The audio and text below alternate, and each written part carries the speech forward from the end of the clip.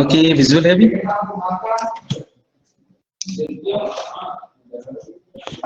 Yes sir. चलिए आगे बढ़ते हैं।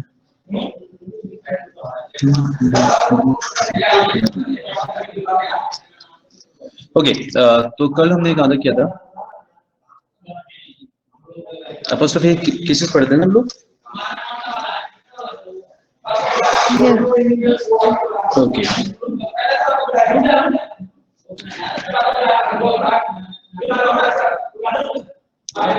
चलिए ये हम लोगों ने लिखा था apostrophe s। अब नेक्स्ट इसमें आप देख सकते हैं apostrophe s can be used with these words as well, यानी कि हम लोग anybody somebody के साथ में apostrophe s लगा सकते हैं।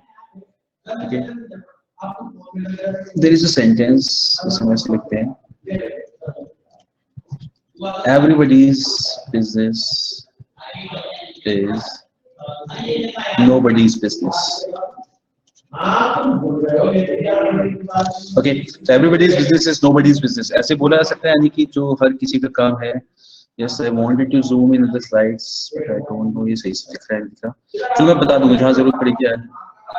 Tell you what is written over there.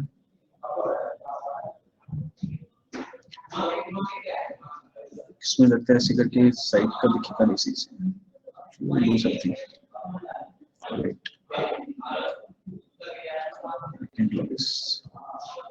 अब क्लियर है सबको?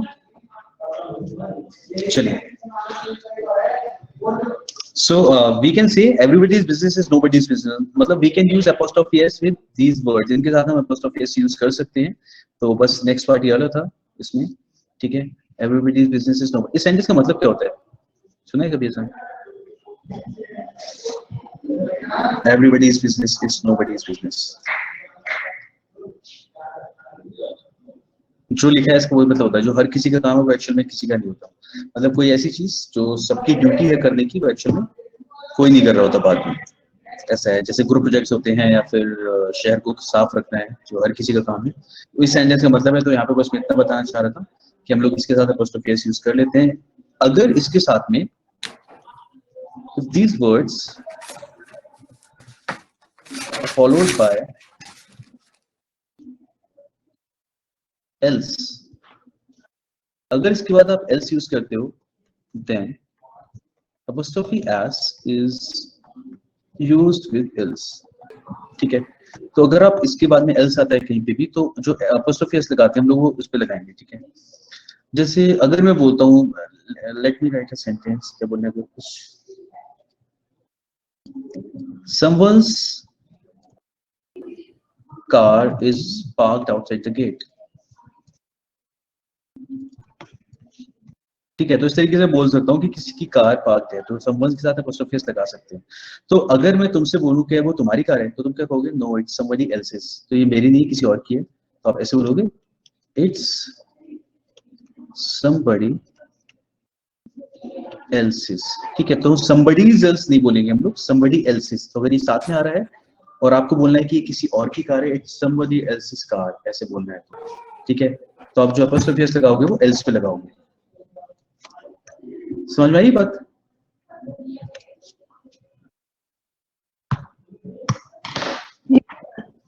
ओके,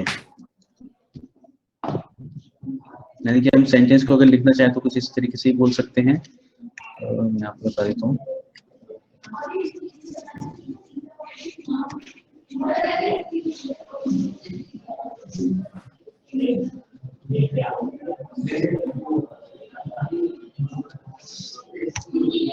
जैसे कि मैं बोल रहा हूँ तो I can say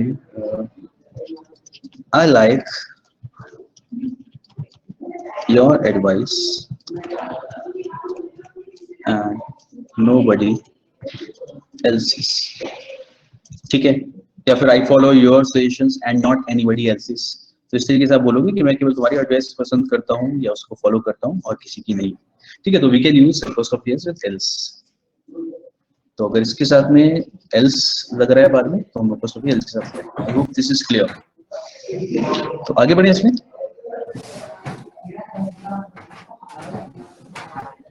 Yes, sir. चलिए नेक्स्ट ये 2 क्वेश्चन देख लें जरा, इसके साथ में आपको रूल बताऊंगा उनका।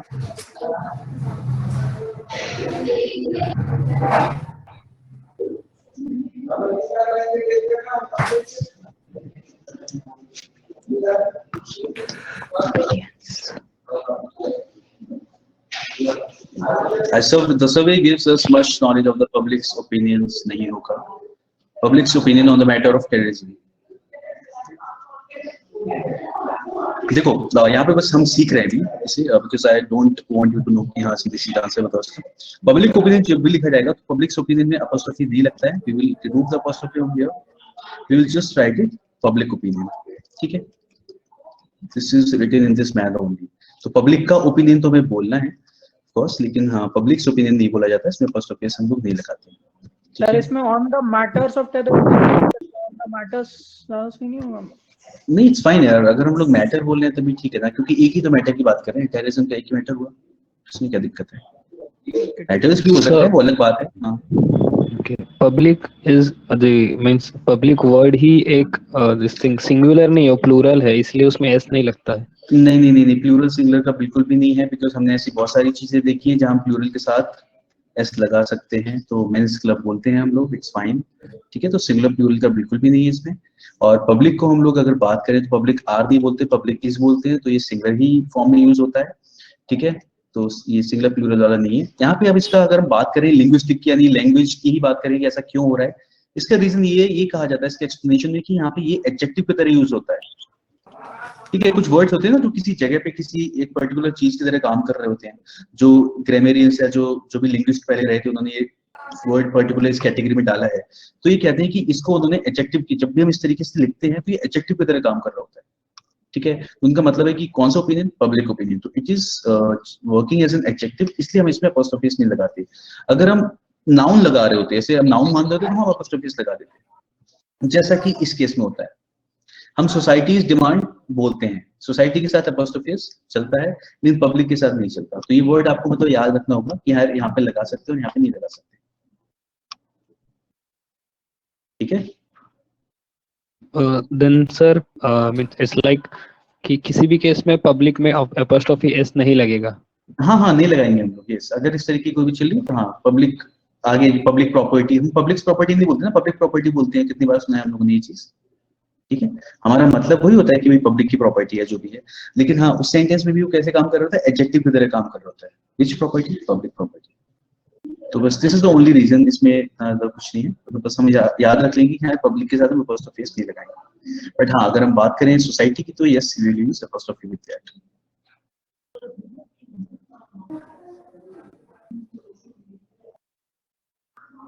क्लियर है चीज? So everybody should be careful to fulfill the society's demands and thereby show his attachment to it. So second one is correct and public में नहीं लगाएंगे, बस इतना था इसमें। चलिए कुछ क्वेश्चंस करते हैं हम लोग अब।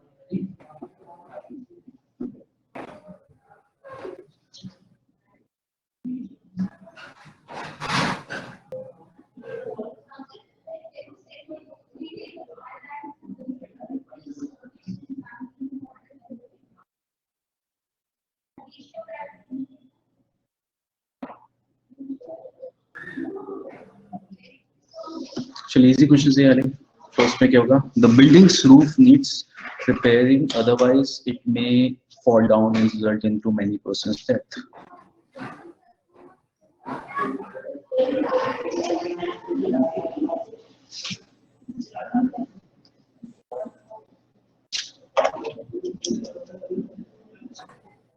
करेक्ट, it is करेक्ट है ये तो। नहीं सेंटेंस करेक्ट नहीं है, मैंने किसी और ने आंसर दिया, मैंने उससे करेक्ट बोला। करेक्ट रिया, यहाँ पे क्या हो जाएगा, रूफ ऑफ द बिल्डिंग। हमने बात की थी ना कि इस तरीके से हम लोग नहीं लिखेंगे, we'll call it roof of the building। या चलिए नेक्स्ट देखते हैं.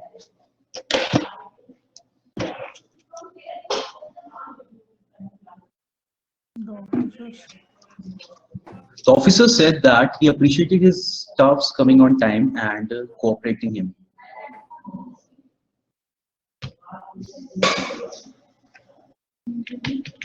सिंगुलर क्यों करेंगे मुझसे? इसी पार्ट में एरर है, लेकिन थोड़ा सा और देखो इसे, हमें क्या बोलना है यहाँ पे? इसमें सर Yes. that हटा दे तो officer said he appreciated his staff's coming on time. लेकिन दैट क्यों, Staff. लेकिन हम ऐसा Staff. क्यों करना? अच्छा सुनो, चलो मैं आगे बढ़ता हूँ, फिर से समझा दो जरा. वैसे पहली चीज में हम दैट हटाएंगे नहीं, क्योंकि दैट नहीं हटाना चाहिए यहाँ से हमें. ये ऑफिसर सेड दैट, अगर हम लोग इनडायरेक्ट सेंटेंस की बात करें तो वो इसी तरीके से लिखा जाता है ना. तो officer said that he appreciated और व्हाटएवर तुम बोलना चाह रहे हो, तो ये तो ठीक है, इसमें कोई गलती नहीं है. हाँ, इस पार्ट में है एरर. देखो हम क्या करेंगे, स्टाफ पहली चीज बताता हूँ, स्टाफ और स्टाफ को है ना, हम लोग इसे सिंगुलर प्लूरल दोनों फॉर्म में लिख सकते हैं. स्टाफ्स भी ठीक है और स्टाफ भी ठीक है, वो चल जाता है दोनों चीजों में. लेकिन एटलीस्ट हमें यहाँ पे एक प्रॉब्लम है बस, कि हमें क्या बोलना है, स्टाफ का आना. ठीक है, तो उसने क्या अप्रिशिएट किया? उसने स्टाफ को अप्रिशिएट किया? नहीं, स्टाफ का कोई सा काम, कौन सा? उनका आना. तो यहाँ पे हम क्या लगाएंगे? Staffs coming on time. समझ आया या नहीं आया? ठीक है. अच्छा, मैं आपको एक चीज बता देता हूँ, उससे अलग थोड़ा सा यहाँ पे आके देखो क्या होता है. जब हम लोग कोई सेंटेंस लिखते हैं ऐसे करके, जब जिरेंट जानते हो आप लोग? जिरेंट एक्चुअल में क्या होता है, बहुत छोटा सा कॉन्सेप्ट है. हम हालांकि हम इसे डिटेल में वर्ब के अंदर पढ़ेंगे, लेकिन मैं आपको थोड़ा सा समझा देता हूँ, आपकी समझ में आ जाएगा, क्योंकि इजी है बहुत. वर्ब प्लस आईएनजी जब फंक्शन करता है नाउन की तरह, उसे हम जिरेंट बोलते हैं. आप इसे हमेशा से यूज करते आ रहे हो, बस आपको पता नहीं था वो जिरेंट है. जैसे जब भी आप बोलते हो ना इस तरीके से कि swimming is good for health, ऐसे बोलते हैं ना लोग कि हाँ भाई चलो ठीक है, अच्छी एक्सरसाइज है और हेल्थ के लिए अच्छी है. तो यहाँ पे जो आप स्विमिंग लिख रहे होते हो, ये एक्चुअल में किसकी तरह काम कर रहा होता है? है ना, जिरेंट है, क्योंकि नाउन की तरह काम कर रहा होता है. बिकॉज हमें पता है हम इसे रिप्लेस कर सकते हैं एप्पल से भी. एप्पल जिसके बारे में हमें शक ही नहीं है कि तो नाउन है. जैसे हम बोल सकते हैं Apple is good for health, वैसे हम बोल सकते हैं swimming is good for health. तो स्विमिंग हमारे यहाँ पे क्या है? नाउन है. ओके, तो वर्ब प्लस आईएनजी. अब ये इसलिए बताना पड़ रहा है यहाँ पे, क्योंकि हमने वहां पे क्या देखा, स्टाफ्स, क्या चीज? स्टाफ्स कमिंग ऑन टाइम, है ना. और कल मैंने आपको एक चीज बताई थी कि अगर हम लोग नाउन के साथ अपोस्ट्रोफी लगाते हैं तो अगला वर्ड हमें क्या मिलेगा? नाउन ही होना चाहिए, है ना. हमने पढ़ा था नाउन होना चाहिए. इसका मतलब ये जो कमिंग है, ये हमारा किसकी तरह काम कर रहा है?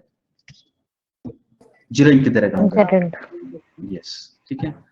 तो उसी तरीके से यहाँ पे क्या हो जाएगा, क्योंकि पॉजिटिव केस हम लोग यूज कर रहे हैं, तो स्टाफ्स कमिंग ऑन टाइम, तो इसका मतलब हो जाएगा the officer said that he appreciated staff का आना, तो staffs coming on time and cooperating him.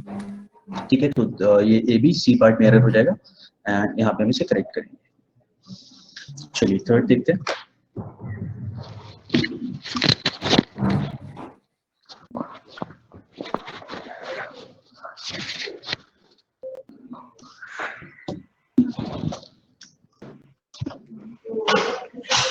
He informed me that he had gone to one of the minister's residences and stayed there all night. हमने ऐसे questions बहुत सारे किए थे कल.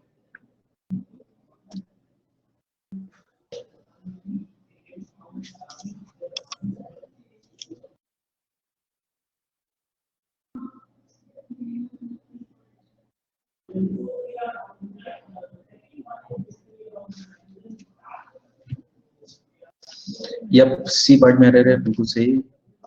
याद आ गया सबको?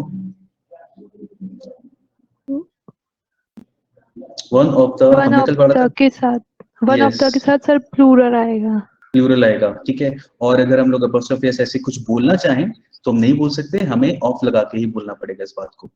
तो ये तो एक चीज हो गई. चलो हम इसे नहीं, ऐसे नहीं बोल सकते, और हम केवल इस वाले पार्ट में एरर लगा सकते हैं एग्जाम के अंदर. देखो एग्जाम में आपको आंसर नहीं लिख के आना है, तो बस आपको इतना पता होना भी काफी है कि वन ऑफ द के साथ अगर हम लगा रहे हैं तो अपोस्ट्रोफी लगा के ऐसे प्लूरल नहीं बोल सकते, तो गलत होगा. लेकिन हाँ, अगर आप खुद भी कुछ लिखना चाह रहे हो तो हम बता देते हैं. He informed me that he had gone to the residence of one of the ministers. ठीक है ना। देखो वन ऑफ द के साथ क्या आएगा, ये प्लूरल आएगा, one of the ministers plural आएगा और apostrophe s उसमें नहीं आ सकता। इसलिए जब भी हम लोग वन ऑफ द के साथ apostrophe s लगाना चाह रहे हैं तो apostrophe s हटा के हम उसे ऑफ लगा के लिखते हैं।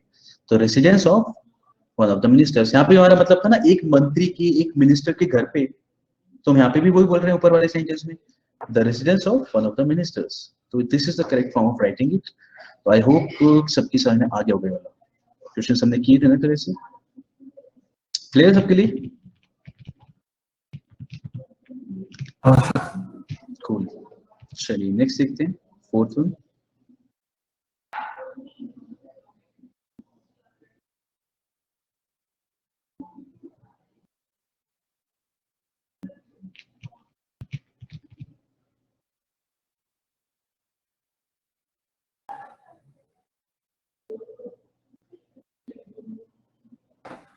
Being sure of his success, he told his friends that he would never sir forget D him. वाली डी वाले पार्ट में एरर होगा, बिल्कुल सही। हाँ। क्या लग रहा है, कैसे करेक्ट करेंगे इसे? He would एनिमीज never ने name of his enemies. Enemies आदमी है, इंसान है, मतलब इंसानों की बात चल रही है, तो हम जरूर नहीं नेम्स ऑफ एनिमीज लिखें, हम इसे ऐसे भी लिख सकते हैं, केवल ऐसे। नो, देखिए एनिमी सिंगुलर कैसा होता है, ऐसा होता है, तो इसके साथ हम क्या करते हैं, apostrophe s लगा देते हैं इस तरीके से, ठीक है। जब एनिमी को मैं प्लूरल करूंगा तो क्या लिखा जाएगा, एनिमीज। हमने पढ़ा था कि जब हम लोग प्लूरल में यानी कोई भी चीज जो s से एंड कर रही है लास्ट में, उसमें हम क्या करते हैं, केवल apostrophe s, केवल apostrophe लगाते हैं, तो ये हो जाएगा एनिमीज नेम्स, ठीक है। तो दुश्मनों के नाम। चलिए नेक्स्ट देखते हैं, फिफ्थ।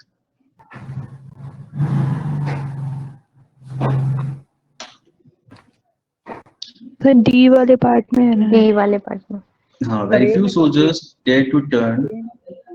ए में लग रहा है आपको, सी में क्या लग रहा है? ए में सर सोल्जर्स का apostrophe। क्यों क्यों क्यों? सर क्योंकि क्योंकि सोल्जर्स किसी एक की नहीं बात हो रही है ना। हाँ ठीक है, बहुत सारे की बात हो रही है ना, तो बहुत सारे के लिए हमने लिख तो दिया सोल्जर्स, apostrophe की क्या जरूरत है?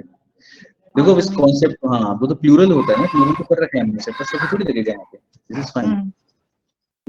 क्योंकि यहाँ पे क्या है, डी में एरर होगा, बिल्कुल सही, ठीक है। डी में क्या हो जाएगा, यस करेक्ट, यहाँ पे क्या हो जाएगा, कमांडर इन चीफ्स ऑर्डर, ठीक है। हाँ ठीक है। अब क्योंकि हमें पता है ये, हाँ कमांडर इन चीफ, ठीक है, हमने पढ़ा था ना एक से ज्यादा वर्ड्स ना हो, लास्ट वाले में लगाएंगे apostrophe s, यस या, तो बहुत ही कम सोल्जर्स ऐसे थे जो हिम्मत कर पाए, टर्न एंड अफेयर मतलब अनसुना करना है किसी की बात को, commander in chiefs. I guess this is clear. चलिए नेक्स्ट देखते हैं, 6।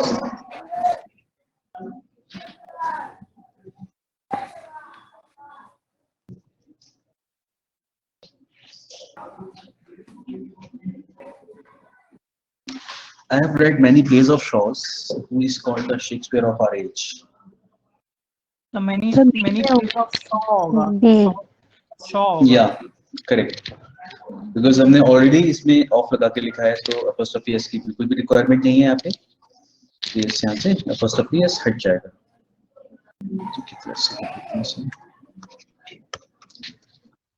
ठीक है, तो we will remove just apostrophe s. I've read many plays of Shaw, who is called the Shakespeare of our age. Correct. 7th देखिए।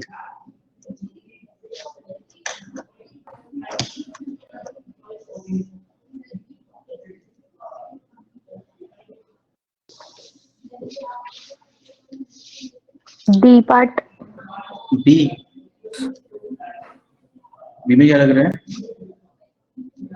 Really? Deprive sections of a society. No, वैसा। no. Yeah, deprived section of facility is fine. ठीक है वाला part, इसमें error नहीं है, मतलब T में एरर नहीं है।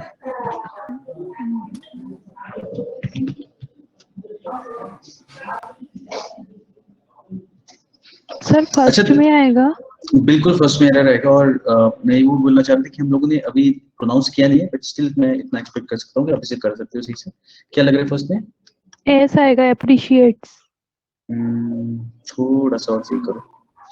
आई के साथ हम लोग प्लूरल लगाते हैं, तो इट्स फाइन। आई अप्रिशिएट होगा। आई वांट्स नहीं बोलते ना लोग, आई वांट बोलते हैं। Your. Yeah. योर्स होगा sir, yours, I appreciate yours. तो Hmm. केवल योर बोलो, सही है, योर्स नहीं, केवल your. I appreciate your helping. Correct.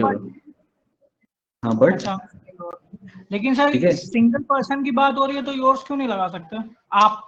क्योंकि बात तो उसी की एक पर्सन के बारे में बात हो रही है कि आपके एफर्ट्स को मैं अप्रिशिएट करता हूँ, तो योर्स क्यों नहीं? एक पर्सन की बात चल रही है इसलिए कह रहे हो। ये एक पर्सन की बात चल रही है और वो भी उस पर्टिकुलर पर्सन की बात चल रही है कि आपके एफर्ट्स को बताइए। अच्छा एक बात बताओ, योर पहली चीज तो वर्ब नहीं है, तो सिंगुलर प्लूरल से तो इसमें एस का फर्क पड़ना ही नहीं चाहिए। पहली चीज तो ये है, ठीक है, योर। और दूसरी चीज ये है कि योर या यू जब भी हम यूज करते हैं, सिंगुलर प्लूरल दोनों के लिए सेम यूज होता है, तो इसे एस और एस फर्क तो पड़ेगा नहीं बिल्कुल भी। दूसरा ये कि जब भी योर्स लगाते हैं, यानी कि योर्स जब भी यूज करते हैं, वो नाउन के बाद में आता है। अभी हम लोग पढ़ेंगे इसे, ये प्रोनाउंस पढ़ेंगे तो मैं आपको इस कॉन्सेप्ट को समझाऊंगा कि कब योर्स आता है, कब योर आता है। लेकिन थोड़ा सा बता देता हूँ, आप क्या बोलते हो, दिस इज योर कार या योर्स कार? Your. योर बोलते हैं ना, एस थोड़ी लगाते हैं यहाँ पे, ठीक है, योर बोलते हैं। वैसे यहाँ पे देखो, अभी मैंने आपको जो जिरेंट वाला कॉन्सेप्ट बताया था ना, यहाँ पे बोल रहा हूँ, आई अप्रिशिएट यू नहीं, आई appreciate your helping the poor. तो अब देखो, जो आप ऐसे बोलते हो ना, आई अप्रिशिएट यू, इसका मतलब मैं तुम्हें अप्रिशिएट करता हूँ, लेकिन तुम्हें बोलना है कि मैं तुम्हारा ये काम अप्रिशिएट करता हूँ। I appreciate your helping the poor, ठीक है ना। Yes sir. हाँ, तो मैं तुम्हारा ये काम अप्रिशिएट करता हूँ, I appreciate your helping the poor who are really the most ignore whatever. चलिए नेक्स्ट देखते हैं। नेक्स्ट में बहुत सारे कॉन्सेप्ट लग रहे हैं और मैं थोड़ा सा टाइम लेके इसे बताना चाहूंगा, क्योंकि ये पढ़ने में गलत नहीं लगेगा, लेकिन ऑल्दो थोड़ा सा आर्टिकल भी इन्वॉल्व हुआ इसके अंदर और हम इसे वैसे यहाँ पे पढ़ते नहीं, लेकिन मैं समझाता हूँ इसे। चलो, इसमें ए पार्ट में रहे और ब्लाइंड स्लाइड सुनने में सही लग रहा है। अब ब्लाइंड होगा सर ना, अब ब्लाइंड होगा ना। नहीं अब नहीं ब्लाइंड, नहीं, मैं बताता हूँ उसमें क्या एरर है। Yes sir. देखो, जब भी आप किसी एडजेक्टिव, ब्लाइंड क्या है वैसे, ब्लाइंड को अगर मैं बात करूँ, what is blind? Parts of Adjective. Speech adjective है ना, क्योंकि आप किसी के लिए, हाँ, ब्लाइंड मैन लिखोगे, ब्लाइंड पर्सन लिखोगे, ठीक है, ब्लाइंड कोई एनिमल भी हो सकता है, ब्लाइंड डॉग हो सकता है, ठीक है, ये क्या है, एडजेक्टिव है। और जब हम द ब्लाइंड लगाते हैं ना, जब हम एडजेक्टिव, किसी भी एडजेक्टिव के साथ हम लोग द लगा देते हैं, उसका मतलब होता है ब्लाइंड पीपल, ठीक है। जब आप किसी एडजेक्टिव के साथ में द लगाते हो ना, तब मतलब होता है वैसे लोग। इसका मतलब है, अगर मुझे बोलना हो रिच, ठीक है, तो रिच तो एडजेक्टिव है, लेकिन अगर मैं बोलता हूँ द रिच, इसका मतलब होगा द रिच पीपल, ठीक है। नाउ द रूल इज कि चलो ठीक है, हम किसी भी एडजेक्टिव के साथ जब दा लगाते हैं तो हम वैसे लोगों की बात कर रहे होते हैं, ठीक है। और एक और इसमें बता देता हूँ, ये हमेशा कैसा होता है, this is always plural, Plural. ठीक है, हमेशा प्लूरल बनता है, क्योंकि मैं तो इसलिए मैंने पीपल लिखा साथ में, पर्सन नहीं लिखा, ठीक है। द ब्लाइंड का मतलब होगा blind people and the rich का मतलब होगा द रिच पीपल, ठीक है। तो द के साथ अगर हम एडजेक्टिव लगाते हैं तो बनता है वैसा रूल, और एडजेक्टिव भी कैसा होगा, पॉजिटिव डिग्री का, आई मीन ब्लाइंड, ब्लाइंड पता नहीं, मोर ब्लाइंड ऐसा कुछ होता होगा, पता नहीं, ठीक है। तो द एडजेक्टिव लगता है, तो द के साथ आप जो भी एडजेक्टिव लगा रहे हो, तो एडजेक्टिव के साथ आप कभी भी अपोस्ट्रोफी एस नहीं लगा सकते। तो कहने का मतलब ये है, द रिचेस लाइफ नहीं बोल सकते हम लोग क्या बोलेंगे, life of the Rich. Rich. क्योंकि आपको ध्यान रखना है, ये जो सेटअप होगा ना, सेटअप की जो रिक्वायरमेंट है वो ये है कि मुझे द के साथ एडजेक्टिव चाहिए, तो उस एडजेक्टिव के साथ मैं अपोस्ट्रोफी एस नहीं लगा सकता, ठीक है। जब मैं द रिच बोल रहा हूँ इसका मतलब है, लेकिन अगर मैं इसका अपोस्ट्रोफी एस लगा दे रहा हूँ तो पूरा कॉन्सेप्ट ही गलत हो जा रहा है, ठीक है। तो जब भी आप इस तरीके का कुछ क्वेश्चन देखो जहाँ पे एडजेक्टिव यूज किया गया है, the rich, the blind, the poor, whatever ऐसा कुछ लिखा गया है, तो उसके साथ अपोस्ट्रोफी एस नहीं आएगा, हम हमेशा ऑफ लगा के लिखेंगे। तो life, the rich is life, ये गलत होगा, लाइफ ऑफ द रिच ये सही होगा। सिमिलरली इस वाले में हम लोग क्या करेंगे, life of the blind, The life of The- the blind. Life of the blind, ठीक है, the life of the blind. और ये जो द ब्लाइंड लिखा है हमने, इसका मतलब क्या हो जाएगा, ऐसे लोग, ठीक है। The life of the blind is very miserable because they can't see what happens around them, okay. चलिए नेक्स्ट देखिए,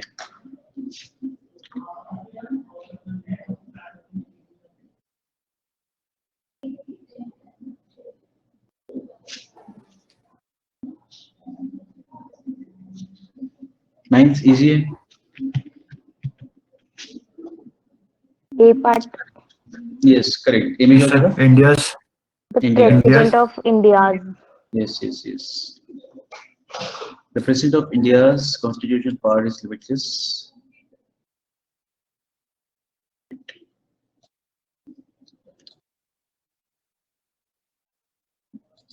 चलिए नेक्स्ट देखते हैं. I postponed him going to Delhi tonight as I wanted to deal with. I wanted him to deal with one of my major problems. The postponed his going to Delhi. हाँ correct. I postponed him का मतलब तो हो रहा है मैंने उसे postpone कर दिया. ठीक है, तो उसे पोस्टपोन नहीं किया. जाना. हाँ उसका जाना पोस्टपोन किया. तो I postponed his going to Delhi tonight as I wanted him to deal with one of my major problems. Correct. चलिए एक दो क्वेश्चन और देखते हैं. तो अच्छे क्वेश्चन ये ऊपर इसी तरीके के क्वेश्चन अच्छे मिलेंगे हमें. बाकी तो इजी है सब कुछ इसमें. तो फर्स्ट में आएगा. हाँ करेक्ट फर्स्ट में आएगा. हम बोलेंगे decoration. Buildings, the decoration of the decoration of these buildings. These buildings. building. ठीक है, the decoration of these buildings is not as much impressive as it ought to be. जैसा होनी चाहिए थी वैसी नहीं है. Correct. 12th वाला मैं बता देता हूँ. Delhi's water supply system is certainly as good as is expected in a capital town. Correct है?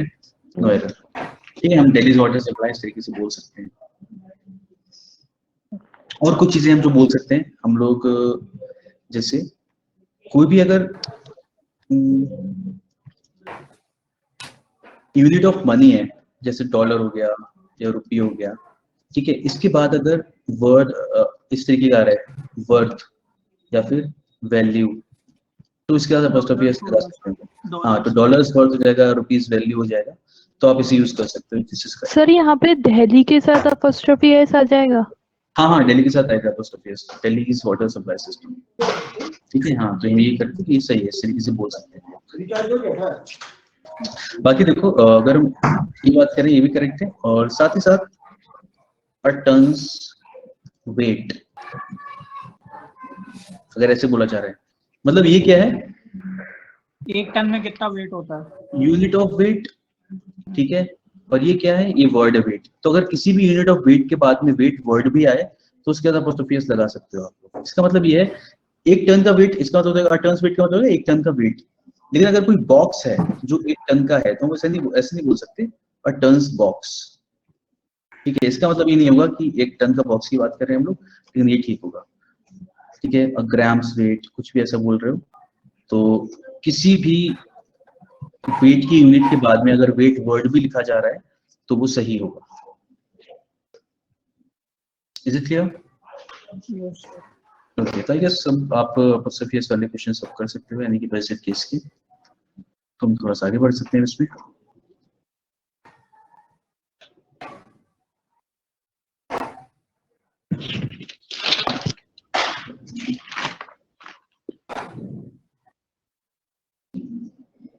Sir yes. सर एक चीज पूछनी थी. आपने बोला था प्रॉपर नाउन को कॉमन नाउन की तरह यूज करेंगे तब दा लगाएंगे. हाँ तो ताजमहल दा ताजमहल आता है, तो ताजमहल तो प्रॉपर नाउन होता है ना. देखो ऐसा है, हम लोग किसी इंसान के प्रॉपर नाउन की बात कर रहे थे. द लगाने के बहुत सारे तरीके होते हैं, बहुत सारी चीजें होती हैं. जैसे हम लोग जो ताजमहल के साथ लगाते हैं वो हम लगाते हैं क्योंकि मॉन्यूमेंट्स के साथ दा लगाया जाता है. ठीक है, हिमालयाज के पहले दा लगाते हैं क्योंकि हम लोग माउंटेन रेंजेस के आगे दा लगाते हैं. तो ये अलग अलग कॉन्सेप्ट में आता है. ठीक है, हम लोग बात करते हैं इंसानों के नाम की, कि इंसानों के नाम के साथ तब लगाया जाएगा. वरना देखा जाए तो हमारे पास बहुत सारी होती है रिवर्स के नाम के आगे हम दा लगाते हैं, है ना. जो भी रिवर का नाम हो जाएगा, the Ganga, the Neela, whatever, तो उनके साथ में दा लगाते हैं. तो ये अलग अलग कॉन्सेप्ट है. हम लोग जब हम लोग पढ़ते हैं ना यूसेज ऑफ डेफिनेट आर्टिकल कि हम द कहाँ यूज करते हैं, तो किसी के नाम के आगे हम एक और तरीका होता है लगाने का, जब उसके आगे आप कोई सा भी एडजेक्टिव यूज कर लो. द ग्रेट अशोका, तो बेसिकली अशोका के लिए हम द यूज कर रहे हैं, लेकिन उसके साथ भी क्या लगा रहे हैं, एक एडजेक्टिव लगा रहे हैं. तो भी और भी तरीके होते हैं जो किसी के नाम के आगे आर्टिकल यूज कर सकते हैं. ठीक है, तो हम आर्टिकल्स पढ़ेंगे आराम से क्लियर होगा इसमें. चलिए, तो ये क्लियर हो गया सबको, आगे बढ़ सकते हैं हम लोग को। नेक्स्ट टॉपिक हमारा नाउन्स के अंदर आता है, जैसे नाउन्स एंड नंबर्स। वो मैं चाहूंगा हम थोड़ा बाद में या फिर इसके साथ में स्लाइड से डिस्कस कर लें, क्योंकि उसमें सिंगुलर प्लूरल जैसी चीजें आती हैं। सिंगुलर प्लूरल जैसे नाउन एंड नंबर्स में कि कब हम किसी वर्ड को सिंगुलर लेते हैं, कब प्लूरल लेते हैं। जैसे मैंने आपको बताया था, वर्क इज ऑलवेज सिंगुलर। ऐसे सेंटेंस पढ़े होंगे ना आपने, जैसे हम लोग बात करते हैं कि लगेज जो होता है, लगेज हमेशा इसी फॉर्म में यूज होता है, इसको प्लूरल नहीं कर सकते, लगेजेस नहीं बोल सकते, इट इज ऑलवेज लगेज, ठीक है। कैटल खुद ही प्लूरल होता है। तो नाउन एंड नंबर्स में हम लोग ये अलग कॉन्सेप्ट पढ़ते हैं कि कौन सा वर्ड सिंगुलर है, कौन सा प्लूरल है। तो अगर आप चाहो तो इसे देख सकते हो, वरना चलो ठीक है मैं करा दूंगा बाद में से, तो इतना ज्यादा ऐसा नहीं कि क्वेश्चन सीधे आएंगे, लेकिन देख लेंगे इस वाले पार्ट को भी, नो प्रॉब्लम। या फिर मैं आपको सीधे स्लाइड से ही करा दूंगा, इस वाले पार्ट को लिखना ज्यादा अच्छा नहीं लगता मेरे को। ठीक है, तो इसको हम लोग स्लाइड से कर लेंगे। अगर हम चाहें तो आज नया टॉपिक स्टार्ट कर सकते हैं। अपोस्ट्रोफी एस, इसमें पॉजिटिव केस में किसी को कोई दिक्कत है? सबको क्लियर हुआ है? यस। चलिए, तो फिर आगे बढ़ते हैं हम लोग। तो इसके आप स्लाइड शेयर करेंगे ना एपोस्ट्रोफी एस का प्रैक्टिस के लिए? आपको क्या करना है, आपको जो हमने पढ़े कॉन्सेप्ट्स इनकी स्लाइड चाहिए या फिर क्वेश्चंस की? यस सर, प्रैक्टिस के लिए। प्रैक्टिस के लिए आपको प्रैक्टिस के लिए क्वेश्चंस चाहिए?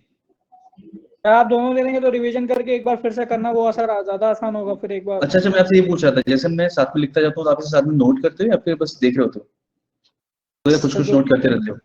कुछ नोट करते हैं। सर अच्छा, कुछ नोट करते हो? Yes sir. चलो ठीक है, आज ट्राई की मैं आपको फिर दे दूँ, तो कोशिश करूंगा जल्दी करने की, एक दो क्लास में, एक दो दिन में। सर दोनों दे दीजिएगा, क्वेश्चंस भी और वो भी, ऐसा? नहीं सर, आज अभी जो ये स्लाइड्स पढ़ा रहे हो ना, हाँ, तो वो हमारे रिवीजन और बेटरमेंट के लिए हो जाएंगे। देन आप न्यू स्लाइड्स देंगे, देन उस पे हम लोग ये रिवीजन के हिसाब से वर्क कर लेंगे। ओके, तो अभी जो मैंने पढ़ाया है इसका भी स्लाइड्स आपको मतलब वही उसका चाहिए उस फॉर्म में? Yes sir. ठीक है, पीडीएफ जैसा, और नई स्लाइड जो पढ़ाऊंगा वो भी ऐसा कह रहे हो, नए क्वेश्चंस इस जो पे? आपने अभी तक पढ़ाया है सर वो एक पीडीएफ के फॉर्म में दे दीजिएगा ताकि हम रिवाइज कर सकें, और आप जो Okay. क्वेश्चन दीजिएगा उस हिसाब से सॉल्व भी हो जाएगा सर। चलो ठीक है, तो यू वांट कि एक और एक्सरसाइज मिले जिसमें आप और क्वेश्चंस कर पाओ ऐसे वाले, ऐसा है? Yes sir. चलो ठीक है, वो भी कर लेंगे। और तो फिर मैं जो नाउन्स पढ़ाऊंगा नेक्स्ट क्लास में वो स्लाइड में ही पढ़ा दूंगा, आपको स्लाइड भेज भी दूंगा, या फिर एक काम करूंगा, जब आपको इसकी स्लाइड भेजूंगा तो नाउन एंड नंबर्स की भी स्लाइड भेज दूंगा, उसमें आप करके फिर कर सकते हो, फिर हम उसे सीधे डिस्कस कर लेंगे, ठीक है? तो आज हम नया टॉपिक स्टार्ट कर सकते हैं फिर, प्रोनाउंस। तो नेक्स्ट टाइम जब आपसे स्लाइड शेयर करूंगा नेक्स्ट क्लास या नेक्स्ट क्लास क्वालिटी, तो हम लोग इसी पे डिस्कस करेंगे। प्रोनाउंस की बात करते हैं, तो व्हाट आर प्रोनाउंस?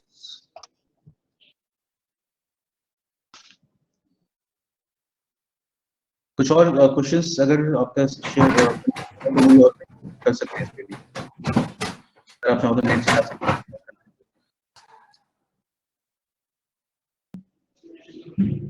में इसलिए इंस्क्रिप्शन जैसे और अगर करने का मन हो तो।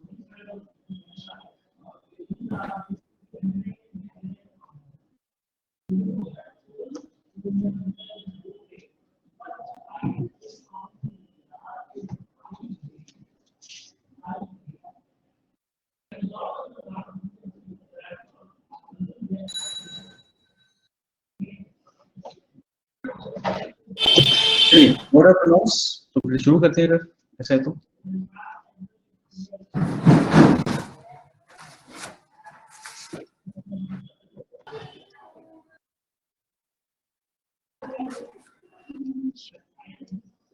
चलिए हम स्टार्ट करते हैं पर्सनल प्रोनाउंस से, ठीक है?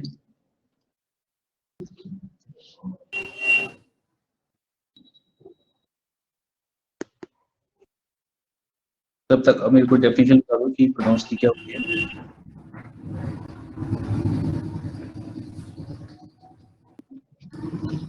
आवाज आ रही है सबको? Yes sir. तो बोलो क्या होते हैं pronouns? Substitution of nouns, I mean जो नाउन्स के जगह हम यूज कर सकते हैं। बिल्कुल सही, यानी कि वो वर्ड्स जो हम लोग नाउन की जगह यूज करते हैं, दे आर कॉल्ड प्रोनाउंस। सही है। नाउन के तीन केस होते हैं, सब्जेक्टिव, ऑब्जेक्टिव एंड पॉसेसिव। तो सब्जेक्ट क्या होता है किसी भी सेंटेंस के अंदर? What is the subject? तो जो The person. पर्सन जो होता है वो सब्जेक्ट होता है सर। जैसे कौन सा I- पर्सन? सर person तो जिसके ये- बारे में बात होती है। इसके बारे में बात होती है, ये भी इसके तरीका नहीं बता देंगे। जैसे अगर मैं बोल रहा हूँ सर जो कोई एक्शन करता है या जो यस, मतलब ठीक है, करेक्ट।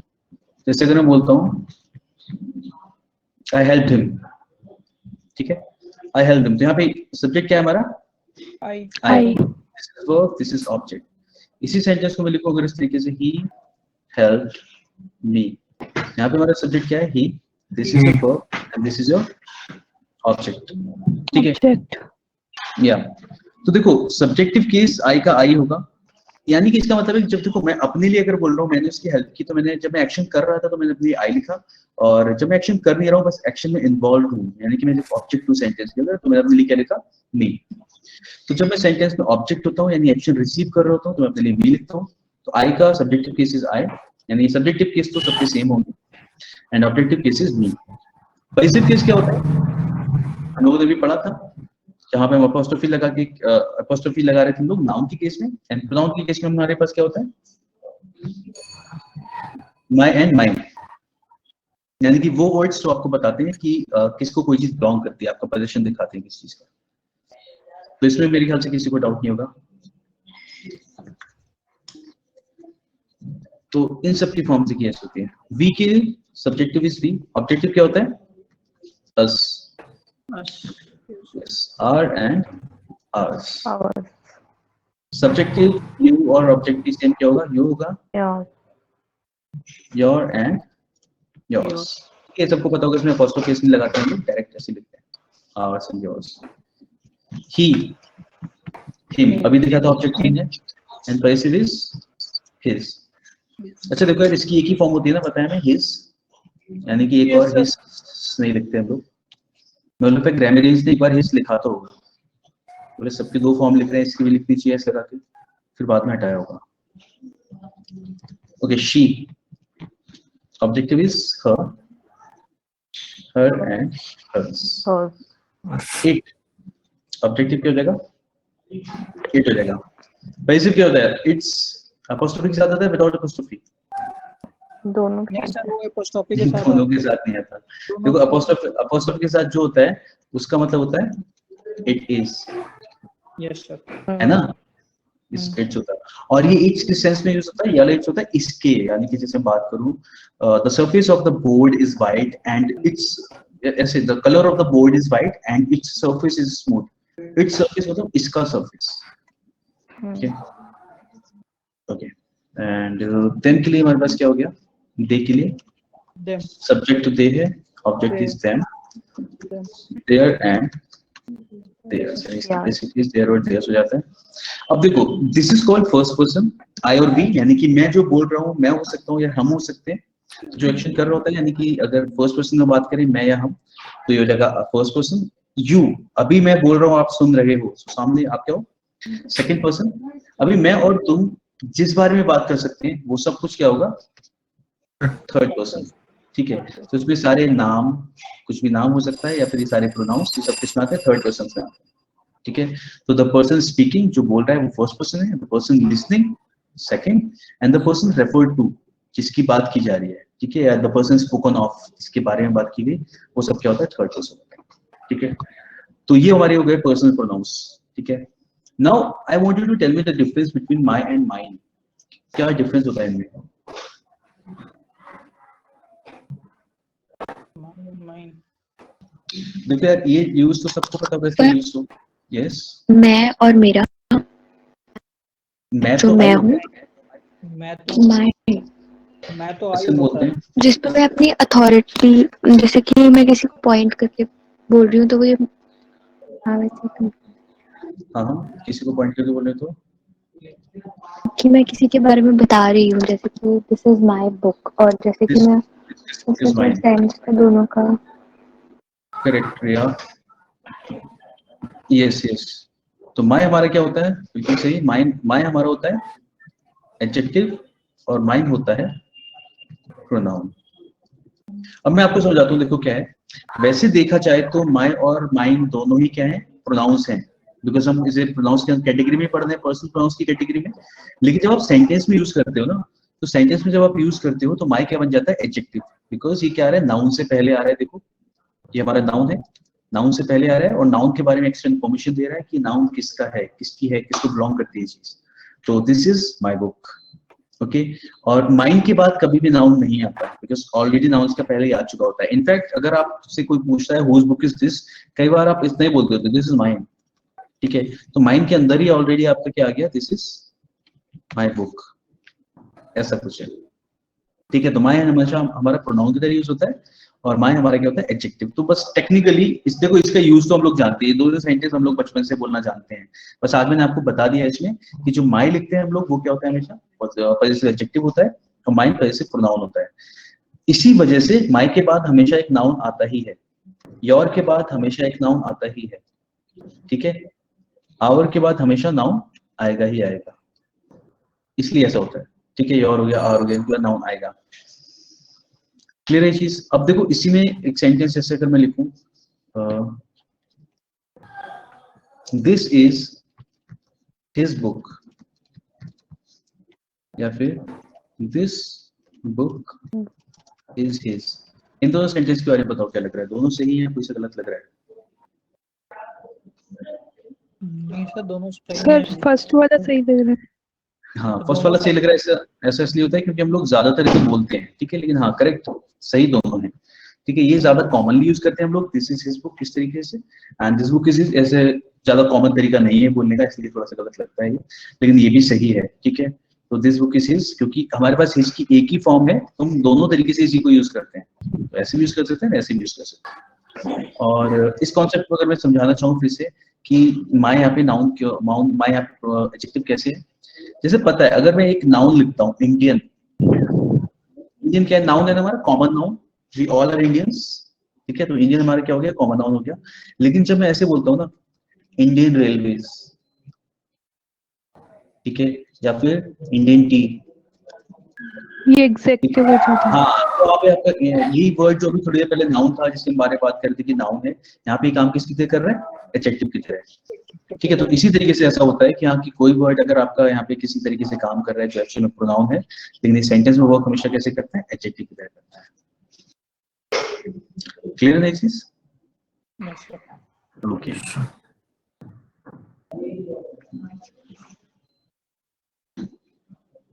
चलिए, तो फिर ये तो हमारा पर्सनल प्रोनाउन का कॉन्सेप्ट। और नेक्स्ट इसमें हम लिखेंगे यूजेस ऑफ सब्जेक्टिव केस।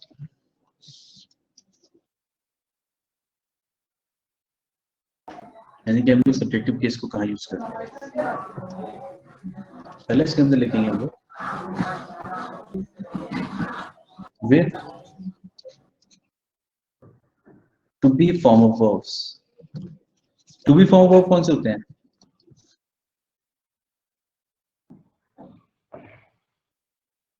ये होते हैं ना, is, am, are, was, were, ठीक है। ये कहा जाता है कि इसके साथ आप जब भी आगे प्रोनाउन यूज करने वाले हो तो हमेशा कैसा होगा, सब्जेक्टिव केस में होगा। तो जैसे अगर बोला जाए इट वाज आई और it was me who helped him, तो क्या होगा यहाँ पे सही, it was me.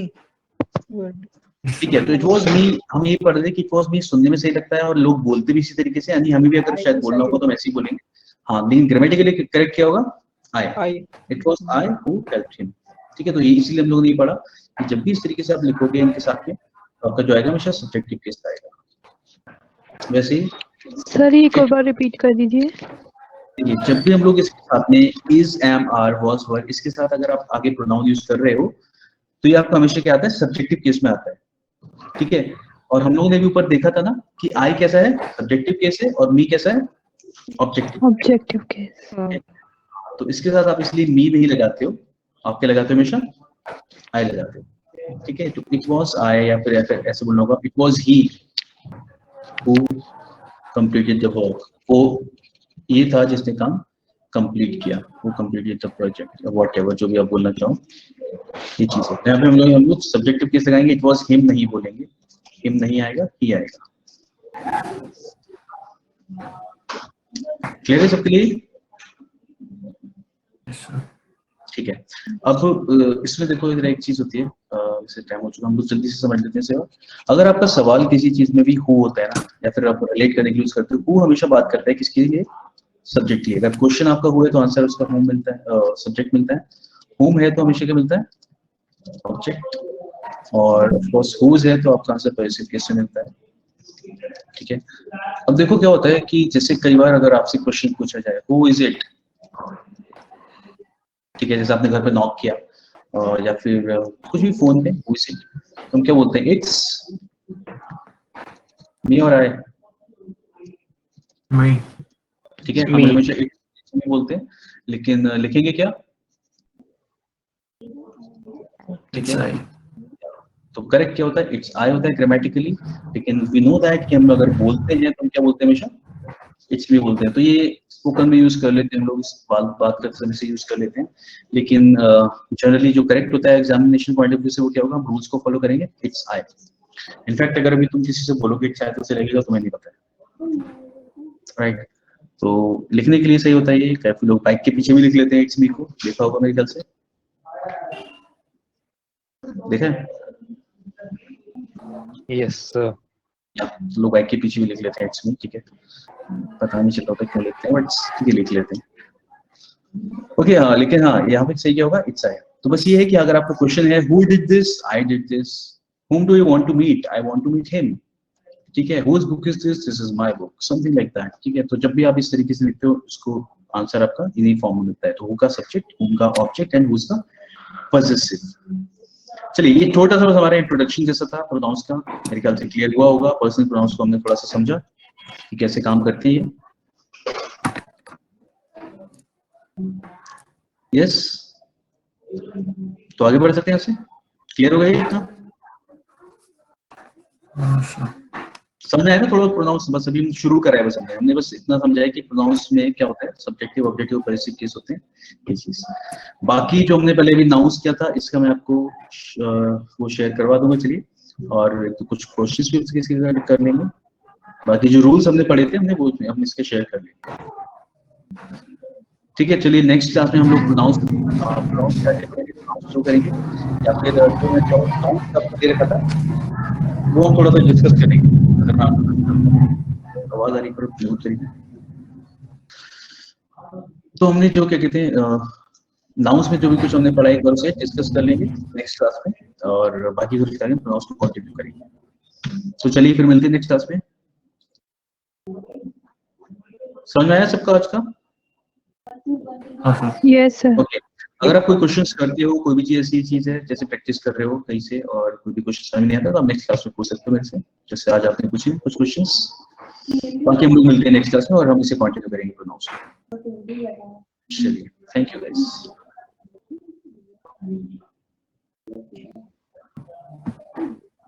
Thank you sir. Okay, camera ऊपर था क्या? मैं दिख नहीं रहा था। चलिए।